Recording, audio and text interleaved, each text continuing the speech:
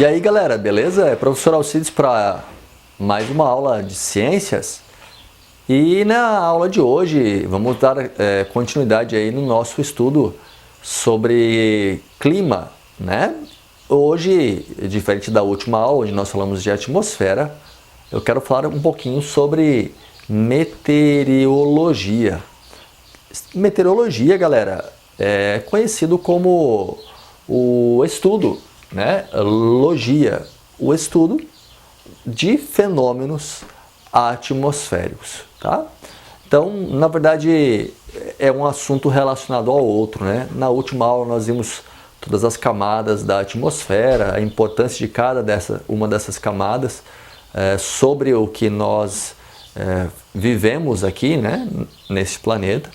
E hoje nós vamos ver como é que fazemos para conhecer os fenômenos que acontecem aí na nossa atmosfera.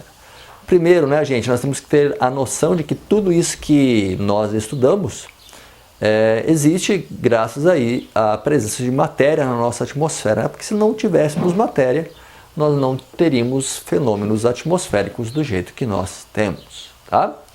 Bom, olha só, a meteorologia, a ciência que estuda os fenômenos atmosféricos, então vão estudar as variáveis que acontecem na nossa atmosfera, né?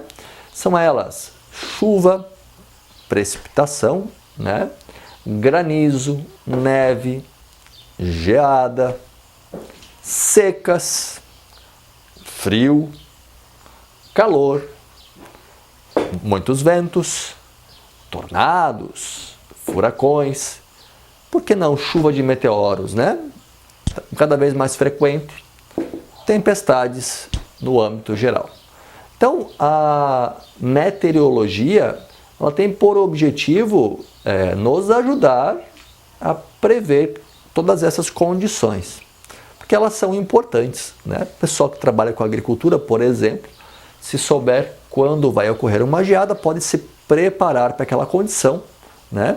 Seja evitando o cultivo de uma cultura específica, que não é tolerante, ou preparando o ambiente, que no caso, onde está a cultura, deve ser controlado, né? Para evitar danos pela geada, ok? Olha só, uma estação meteorológica, gente, ela é uma unidade de espaço onde o homem acompanha, através de algumas ferramentas, né? O que é que está acontecendo, então, na atmosfera. Então, as estações meteorológicas, elas evoluíram muito nos últimos anos, né?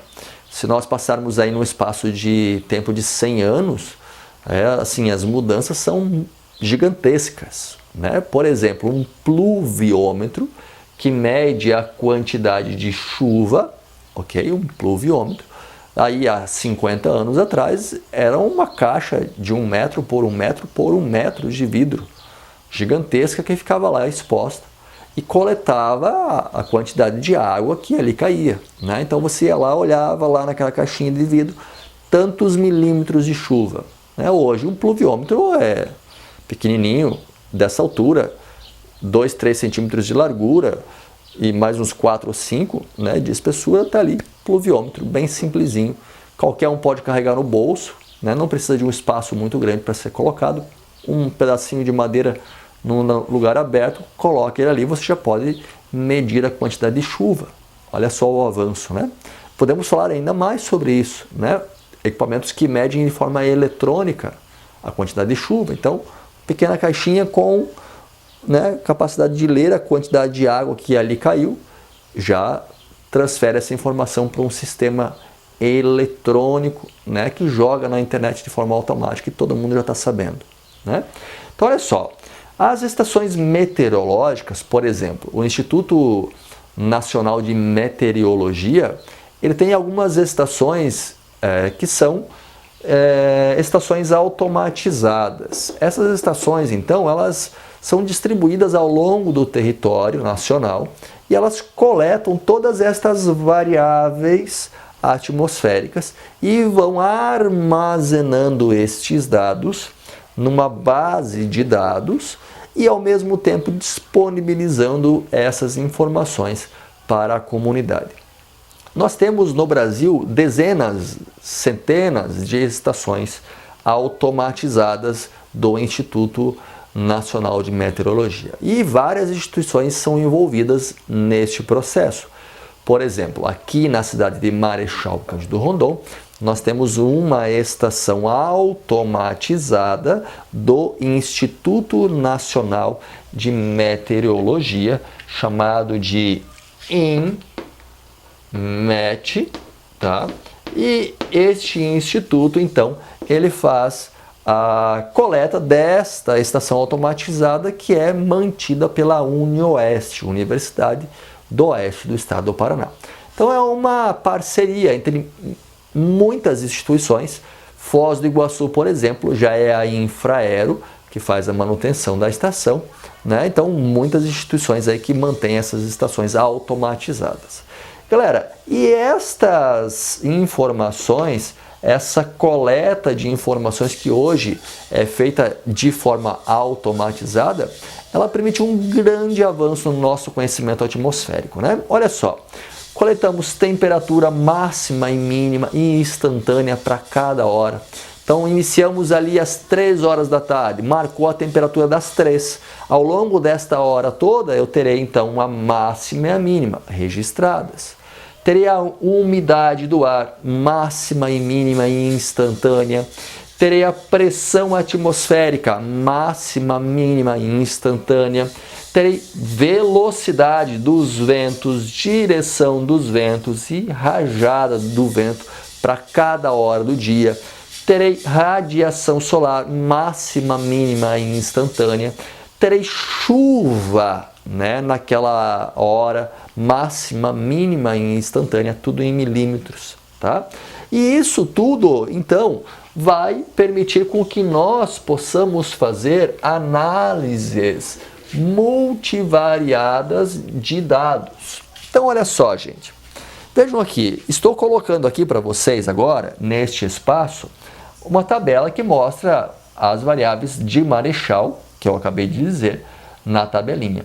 Só que no computador, essas variáveis de hoje, elas estão sendo armazenadas em conjunto com centenas e milhares de informações coletadas aí ao longo de pelo menos 10, 15 anos, né? Então todas estas variáveis aqui, ó, que estão aqui, elas são coletadas, colocadas na base de dados, e as análises de dados multitemporais, que consideram todos esses dados juntos, vão nos permitindo então fazer cada vez mais previsões do tempo mais precisas. E ao mesmo tempo, não prever somente o tempo, né? No caso, o espaço temporal menor, mas também o clima. Compreendem? Então nós vamos melhorando a nossa capacidade de prever o que acontece ao nosso redor, na nossa atmosfera. E entre os benefícios, claro, nós temos inúmeros, eu coloquei aqui 4 dos principais e vamos trabalhar cada um deles. Nós temos benefícios diretos para a agricultura, cada vez mais precisa, né? Agora nós estamos aí num período grande de estiagem. Será que nós temos previsão de chuva? Ah, nós temos aí, com base em todos os dados coletados nos últimos, sei lá, 15 anos, uma previsão de que depois de uma seca intensa dessa, das variáveis de temperatura dos oceanos e direção de ventos, etc, etc, nós teremos chuva a partir de novembro, dezembro, né? Quanto vai chover? Ah, em média 120 milímetros de chuva. Quanto que é o normal? 240, então vai chover menos. Posso plantar isso? Posso plantar aquilo? Vou escolher por uma variedade de soja mais resistente à seca? Vou deixar de plantar soja ou vou plantar milho, que é mais tolerante, uma variedade de milho que é bem tolerante à seca, para que eu tenha então sucesso na minha produção agrícola, né? Então isso faz com que todos nós possamos ter benefícios, porque se nós produzimos bem na agricultura, nós temos recurso, e esse recurso gira em toda a comunidade, né? Todos que trabalham diretamente ligado aos agricultores, ou seja, em áreas agrícolas como a nossa, têm benefícios neste caso, certo? Claro, nos ajuda a prever catástrofes, né? Ah, olha só, tá vindo uma frente fria aí com uma intensidade gigante, a temperatura aqui está muito quente. Então, geralmente nessas condições nós temos aí então os tornados. Então, olha aí, se libera um aviso, né?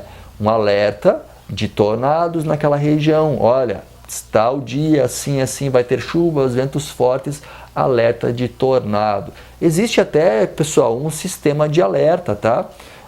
Um serviço aí da Defesa Civil.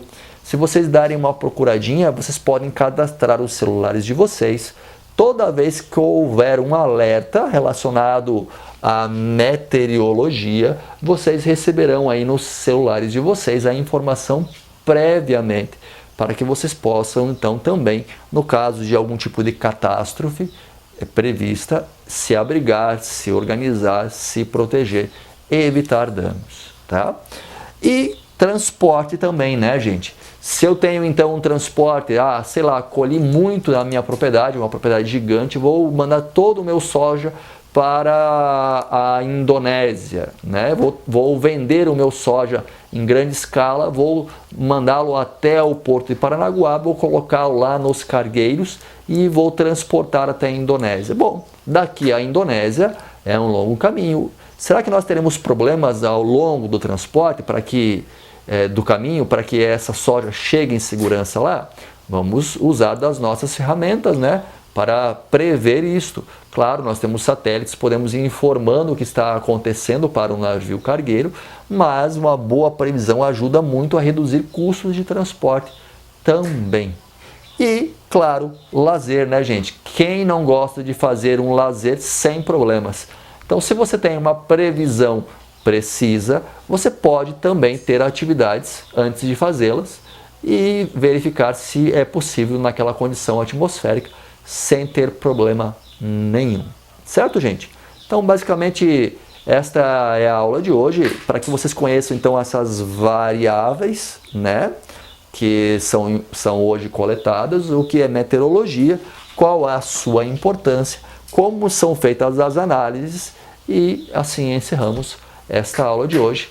Nos vemos aí no chat daqui a pouquinho e tudo de bom para vocês. Tchau, tchau.